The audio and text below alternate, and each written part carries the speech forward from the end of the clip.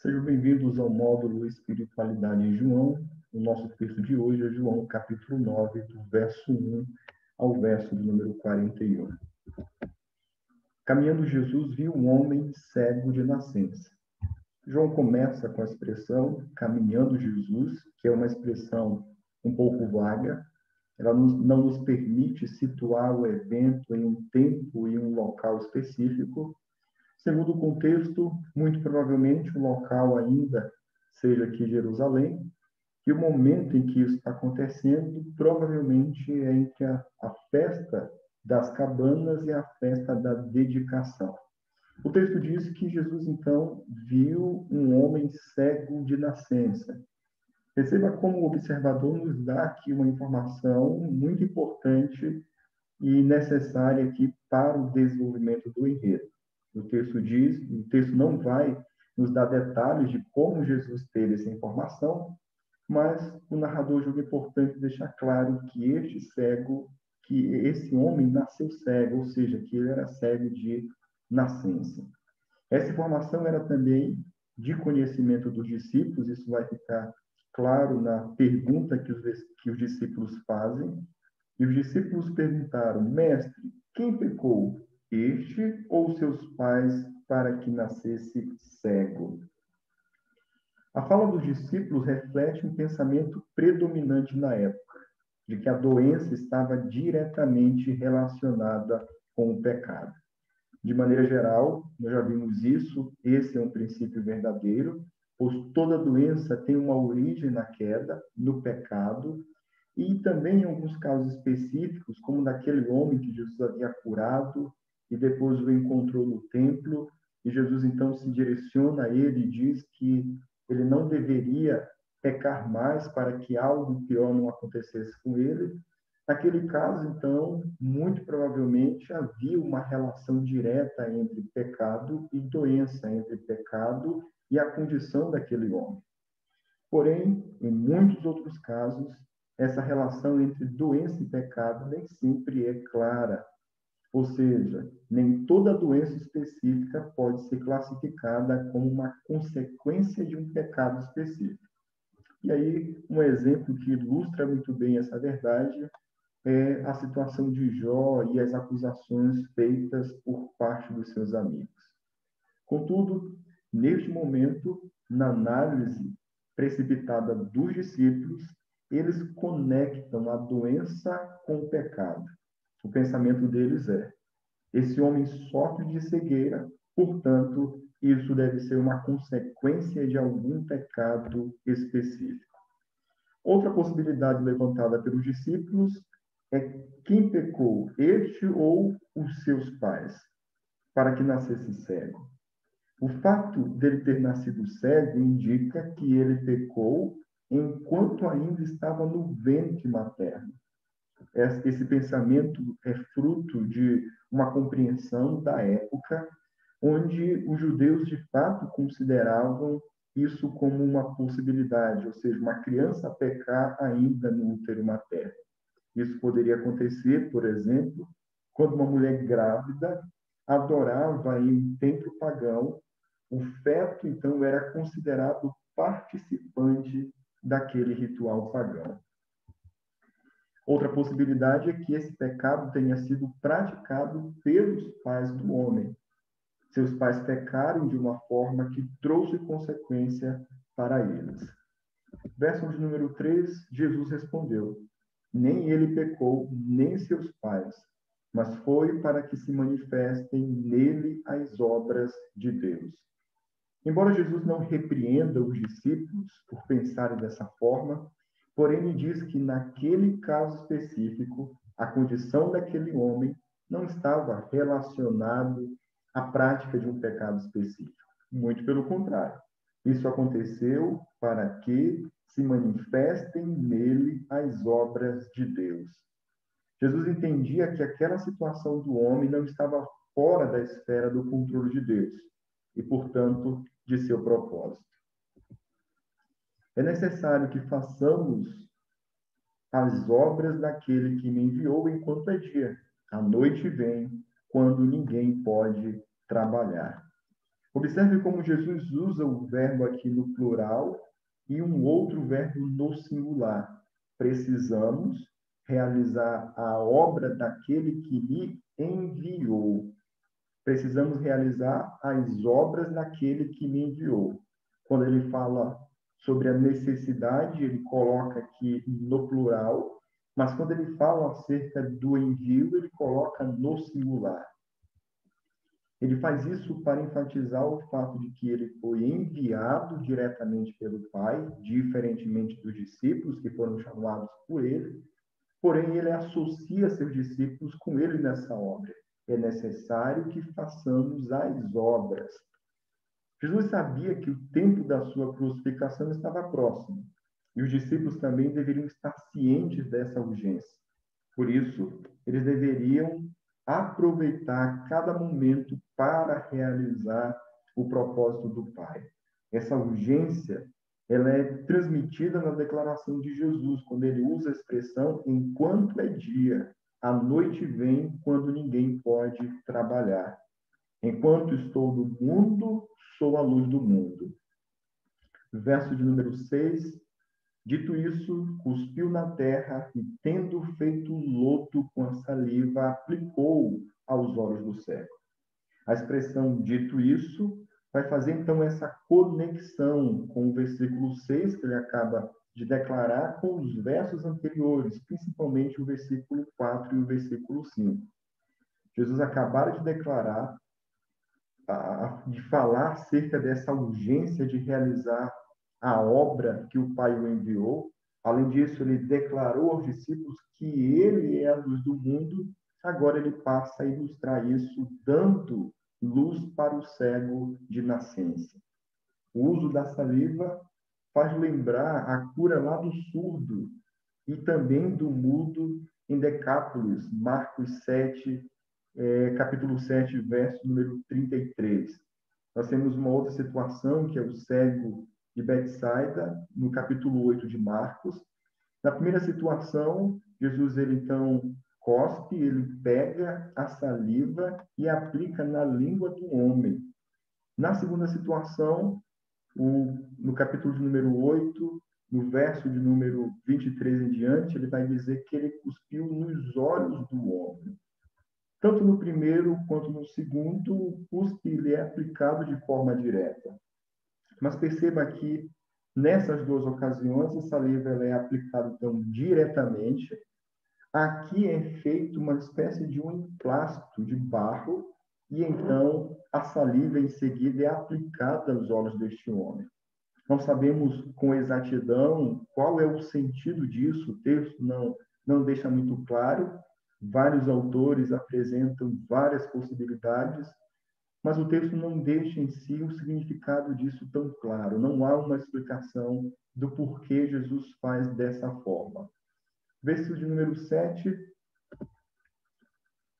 dizendo-lhe, vai, lava-te no tanque de Siloé, que quer dizer enviado. Ele foi, lavou-se e voltou vendo. Jesus então declara, orientando o cego, dizendo que ele deveria ir até o tanque de Siloé. João agora deixa claro o sentido desse tanque. O tanque quer dizer enviado. E em seguida ele deveria então lavar os seus olhos. O texto diz que ele foi, lavou-se e voltou vendo. A partir desse momento, a partir do versículo de número 8, Jesus ele vai se retirar da narrativa. Isso vai acontecer até o versículo de número 34, no verso 35 ele retoma. Mas nesse momento, o foco passa a ser agora o homem curado. Perceba o verso de número 8 aqui, como os vizinhos reagem diante dessa situação. Então, os vizinhos e os que dantes o conheciam de vista, como mendigo, perguntavam, não é este o que estava sentado pedindo esmolas? Uns diziam, é ele, outros, não, mas se parece com ele. Ele mesmo, porém, dizia, sou eu. O homem com certeza era conhecido, isso fica muito claro, por seus vizinhos, por outros que passavam pelo local onde ele geralmente ficava pedindo esmolas. Ele vivia da ajuda de pessoas que passavam sempre por ele. Diz o texto que os que o conheciam de vista como mendigo, ou seja, como já fomos informados pelo narrador, esse era o homem cego de nascença. Portanto, com certeza, foi um grande choque para todos perceber que aquele homem, que era visto por todos por muito tempo, vários e vários anos, por aquelas pessoas que passavam naquele mesmo lugar, agora perceber que aquele homem estava vendo. Isso vai ficar claro, esse choque, essa reação, na reação dos vizinhos. Perceba o questionamento que eles levantam. Não é este o que estava sentado pedindo esmolas? Uns estavam convictos de que realmente aquele homem estava vendo, era o mesmo que ficava pedindo esmolas, porém outros preferiram acreditar numa outra possibilidade. Chegaram à conclusão de que, na verdade, não era ele, mas sim alguém que se parecia com ele. Diz o texto no verso 9, uns diziam, é ele, outros não, mas se parece com ele. Diante dessa confusão e dessa incerteza de várias possibilidades, nós temos aqui uma fala resumida e direta do homem, dizendo, sou eu. Os vizinhos do homem querem, de fato, saber o que aconteceu. E aí, então, no verso número 10, eles perguntaram-lhe, pois, como te foram abertos os olhos? Perceba que ao longo dessa narrativa, essa vai ser uma pergunta crucial, o como e depois também quem. Como esse homem responde de maneira diferente, algo que precisamos também atentar, a reação desse homem aqui vai ser completamente diferente ao longo dessa narrativa em relação àquele homem lá do capítulo de número 5, onde ele vai ter conhecimento de Jesus somente em um segundo momento, e quando é interrogado, a fala dele é sempre uma fala para poder evitar qualquer complicação, se isentar de qualquer responsabilidade e transferir toda essa responsabilidade para a pessoa de Jesus. Aqui nessa narrativa, a postura desse homem é completamente diferente. Ele começa, o narrador apresenta ele de uma certa forma, mas esse personagem, o papel que ele exerce na narrativa vai ganhando destaque. Aparentemente, ele é uma pessoa sem conhecimento, por não ter acesso à instrução, por ser cego de nascença, mas vamos percebendo ao longo da fala deste homem, principalmente depois do momento em que ele for confrontado pelas autoridades, que ele tem uma compreensão, uma cosmovisão de mundo bem mais ampla. Verso de número 11. Respondeu ele, o homem chamado Jesus fez lodo, untou-me os olhos e disse-me, vai ao tanque de Siloé, lava-te. Então fui, lavei-me e estou vendo. Ele sabe quem o curou, porém o seu conhecimento ainda de fato é limitado. Ele diz, o homem chamado Jesus. Ele faz então um breve relato do ocorrido, fez lodo, untou-me os olhos e disse, vai ao tanque de Siloé e lava-te. Então fui, lavei-me e estou vendo. Diante do fato inegável de que aquele homem era realmente um homem cego, essa é a questão que está sendo levantada aqui, que havia sido curado pelo homem Jesus, pelo homem chamado Jesus, segundo a forma como ele coloca. Agora os vizinhos desejam conhecer pessoalmente quem é esse homem chamado Jesus. Eles queriam saber onde eles poderiam encontrar a Jesus, muito provavelmente para se beneficiar dos seus poderes. Verso de número 12. Disseram-lhe, pois, onde está ele? Respondeu, não sei. Ele então responde, simplesmente de forma direta e curta, não sei. Levaram, pois, aos fariseus o que dantes fora cego.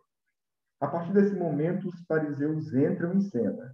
João não diz aqui qual foi o propósito ou a intenção dos seus vizinhos em levar o homem que fora curado aos fariseus. Não dá para perceber nesse momento uma certa malícia na narrativa do texto. Talvez, muito provavelmente, a intenção de levar os fariseus seja para que os fariseus dêem um parecer acerca do ocorrido, acerca da pessoa de Cristo, e pudessem, então, se posicionar diante de toda aquela situação. Mas João, então, nos traz uma informação importante, verso de número 14. E era sábado o dia em que Jesus fez o lodo e lhe abriu os olhos. João destaca que a cura ocorreu no sábado. Segundo o entendimento da época, Jesus havia transgredido a lei oral a respeito do sábado. Isso em pelo menos duas situações específicas. Primeiro, a cura em si era proibida, já vimos isso aqui no capítulo 5. Isso, a não ser que a cura acontecesse em um caso de vida ou morte, algo que onde a cura fosse necessária para evitar a morte, o que não era o caso aqui, porque o homem era cego de nascença, então ele poderia esperar até o próximo dia, até o dia seguinte. Além disso, segundo a lei oral, a Mishnah, entre as categorias de trabalhos que eram proibidos, estava o amassar farinha, amassar barro ou qualquer outra coisa de natureza. Portanto, fazer lama de cuspe poderia muito bem ser classificada como uma obra. A partir desse momento, quem conduz o interrogatório não são mais os vizinhos, mas sim os fariseus. Verso de número 15. Então os fariseus, por sua vez, lhe perguntaram. Perceba aqui novamente o como. Como chegara a ver, ao que ele respondeu. Aplicou lodo aos meus olhos, lavei-me e estou vendo. Perceba que a própria forma de resumir do homem curado vai se aprimorando. Ele falou um discurso mais longo para os vizinhos.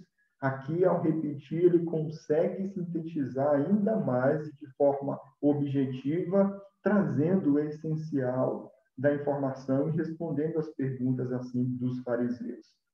Com certeza, os fariseus fizeram muitas outras perguntas para poder entender a situação, mas a fala que João traz aqui é uma fala resumida, um sumário que resume todo esse estágio do diálogo.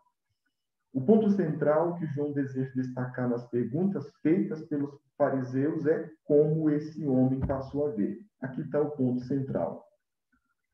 Por isso, alguns dos fariseus diziam: esse homem não é de Deus, porque não guarda o sábado. Diziam outros: como pode um homem pecador fazer tamanhos sinais? E houve dissensão entre eles. Da mesma forma como no capítulo 7, não houve consenso sobre a identidade de Jesus, agora há dissensão entre os fariseus sobre quem é esse Jesus. Perceba que o mesmo está acontecendo no nosso capítulo em relação à vizinhança. A vizinhança também estava dividida. Agora, a liderança, os fariseus também estão divididos. Nesse caso, estão divididos em dois grupos. O primeiro grupo afirma: esse homem não é de Deus, porque não guarda o sábado. O segundo entendimento dos fariseus, Jesus havia então transgredido a lei. E, portanto, mesmo tendo realizado o milagre, esse milagre não poderia testemunhar a seu favor. Muito pelo contrário. Esse milagre simplesmente deixava evidente que ele era um transgressor do sábado, uma espécie de falso profeta. Aquilo que a lei lá do Antigo Testamento já orientava ou alertava o povo. O outro grupo, de forma contrária, por ter presenciado o milagre, não acha que Jesus é um pecador, ou melhor, não consegue ver uma consistência nesse argumento. O texto vai dizer: como pode um pecador fazer tantos sinais? O raciocínio do segundo grupo é um pouco diferente. Eles entendem que um pecador não tem tamanha autoridade para realizar o que Jesus realizou. Ou seja, somente Deus ou alguém enviado por Deus poderia curar um cego de nascença. Diante desse dilema e da divisão que estava estabelecida entre a liderança, eles deveriam, então, examinar os fatos novamente. Verso de número 17. De novo perguntaram ao cego: Que dizes tu a respeito dele, visto que te abriu os olhos? Que é profeta, respondeu ele. A divisão de opinião entre as autoridades religiosas as leva a questionar o homem que havia sido curado. Ele não tinha um conhecimento específico da lei, da teologia ou das escrituras, diferentemente dos fariseus. Porém, a pergunta força com que ele se posicione ou que ele adote uma posição defendida pelos fariseus agora ou anteriormente pelos próprios vizinhos, ou que de alguma forma ele se posicione ao lado do próprio Jesus. E aí então a resposta dele ele é um profeta. Perceba que ele havia respondido que Jesus era um homem chamado Jesus. Agora, ele compreende que, diante dos fatos, diante do ocorrido, o que aconteceu aponta para uma identidade de um profeta. O homem ainda não sabe exatamente quem é Jesus, mas ele tem certeza de que ele não é um pecador. Mas, no mínimo, ele deve ser, então, um profeta. O ponto que, dentro do diálogo, é que uma pessoa enviada e capacitada por Deus para realizar o que ele realizou, somente se fosse enviada por Deus que poderia realizar o que ele realizou. Ou seja, um pecador jamais poderia realizar o que Jesus realizou. Os judeus não ficaram satisfeitos com a resposta do homem curado e então foram falar com seus pais. Não acreditaram os judeus que ele fora cego e que agora via, enquanto não lhe chamaram os pais. E os interrogaram: este é o vosso filho, de quem dizeis que nasceu cego? Como, pois, vê agora? Os judeus mencionados aqui ainda são os fariseus no verso 13. João simplesmente muda a nomenclatura, mas o público ainda é o mesmo.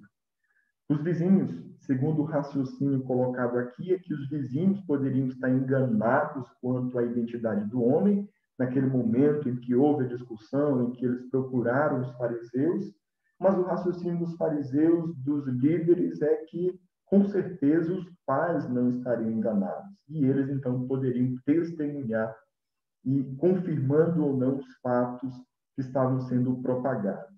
Importante observar aqui que, ao procurar os pais para ouvir deles o testemunho, os fariseus estão aqui desconsiderando o testemunho ouvido por parte do próprio homem curado.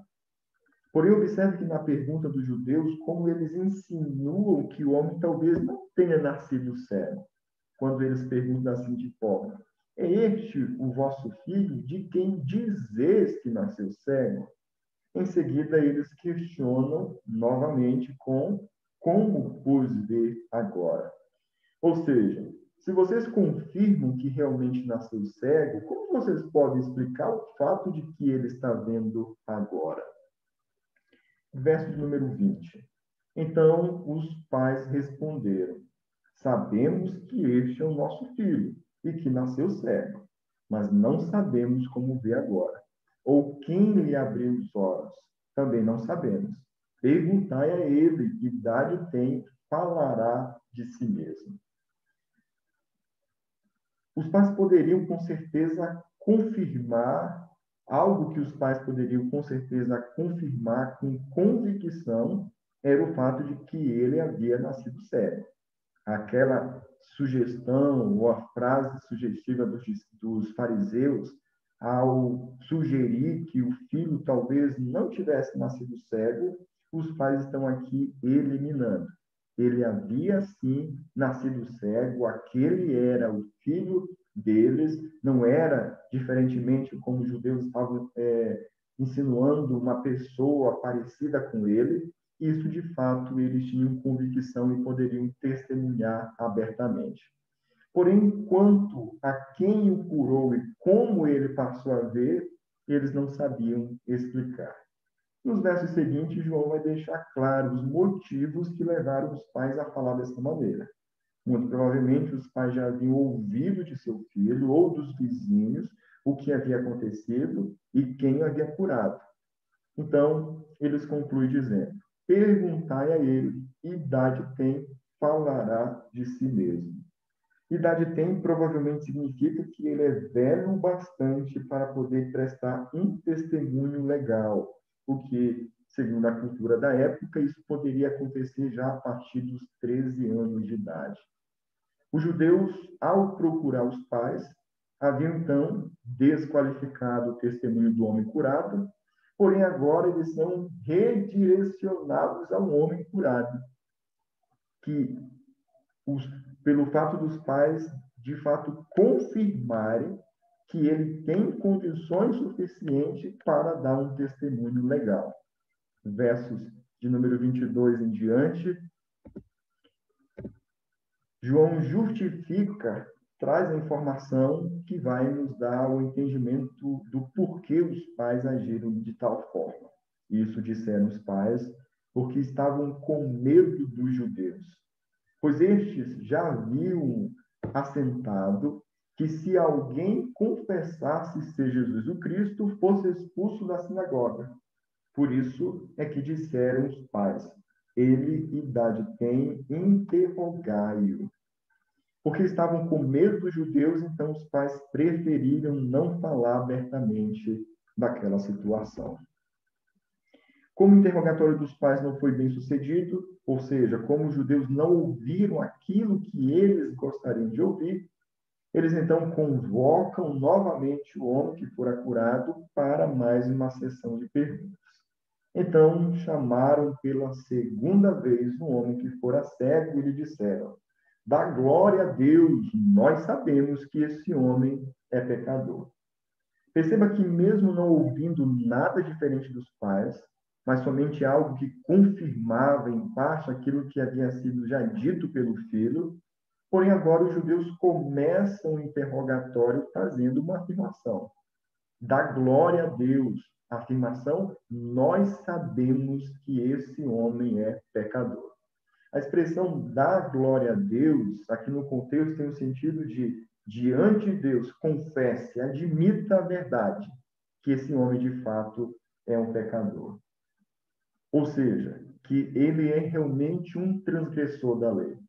Em outras palavras, os judeus sugerem que Jesus era um pecador não só pelo fato de ele ter realizado aquele milagre no dia de sábado, mas pelo fato de que, quem sabe, aquele homem estivesse escondendo alguma informação sobre a pessoa, a natureza de Jesus que apontasse para realmente alguém que não vinha da parte de Deus, mas que era reconhecidamente um pecador.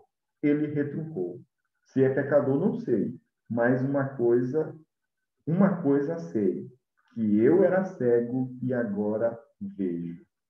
O homem curado professa não ter nenhuma competência para julgar se Jesus é um pecador ou não. Mas uma coisa ele sabe com certeza, e disso não abre mão. Ele era cego e agora vê. Perguntaram-lhe, pois, que te fez ele? Como te abriu os olhos? Eles insistem nas mesmas perguntas. Eles já fizeram essas perguntas ao homem curado uma vez, já fizeram aos pais e agora estão fazendo novamente as mesmas perguntas. Ele lhes respondeu: já vos disse e não atendestes. Por que quereis ouvir outra vez? Porventura quereis vós também tornar-vos seus discípulos? O homem chega à conclusão de que eles não estavam entendendo que a dificuldade deles, dos fariseus, não era falta de informação, pois eles já haviam feito aquelas mesmas perguntas, já haviam coletado todas as informações necessárias e ainda assim eles continuavam nas mesmas perguntas. De forma irônica, então, ele responde: porventura, quereis vós também tornar-vos seus discípulos? Ele pergunta se o desejo deles de ouvir uma repetição de seu testemunho está ligado a um desejo secreto de tornarem-se eles próprios discípulos de Jesus. Então o injuriaram e lhe disseram: discípulo dele és tu, mas nós somos discípulos de Moisés. Sabemos que Deus falou a Moisés, mas a este nem sabemos de onde é. As palavras do homem curado foram recebidas como uma ofensa pelas autoridades judaicas. Eles respondem também com insulto, dizendo: discípulo dele és tu. Eles desejam saber o que estava acontecendo, pois eles são discípulos de Moisés, a quem Deus falou face a face. Era conhecido de todos o fato de que Deus falava com Moisés. Porém, quanto a Jesus, eles não sabiam nem a sua origem. Os líderes apresentam aqui o embate estabelecido, então, entre a pessoa de Cristo e de Moisés, e agora os líderes se posicionam a favor de Moisés e contra o próprio Senhor Jesus Cristo. Observe a resposta do homem. Respondeu-lhes o homem: nisto é de estranhar que vós não saibais de onde ele é. E contudo me abriu os olhos. Sabemos que Deus não atende a pecadores, mas pelo contrário, se alguém teme a Deus e pratica a sua vontade, a este atende. O primeiro ponto que chama a atenção do homem curado é o fato de Jesus ter feito algo extraordinário e os líderes não saberem a sua origem. Outro ponto levantado aqui: não faz sentido Jesus ter curado e feito o milagre que ele realizou, sendo ele um pecador, pois era de conhecimento de todos o fato de que Deus não atende a pecadores. Muito pelo contrário, Deus atende aqueles que temem a Deus e praticam a sua vontade. Perceba que o homem não está construindo aqui um argumento teológico, mas ele está expressando a sua visão que era aceitável na época. Então, ele apresenta outro ponto no verso de número 32. Desde que há mundo jamais se ouviu que alguém tenha aberto os olhos a um cego de nascença. O homem curado agora aponta para a história e diz que esse não é um evento comum, que se ouve falar ou que se repetiu várias vezes, ou seja, curar um homem de nascença não é algo que qualquer pessoa ou qualquer profeta ou um impostor pudesse fazer. Somente alguém vindo da parte de Deus poderia fazer tal obra.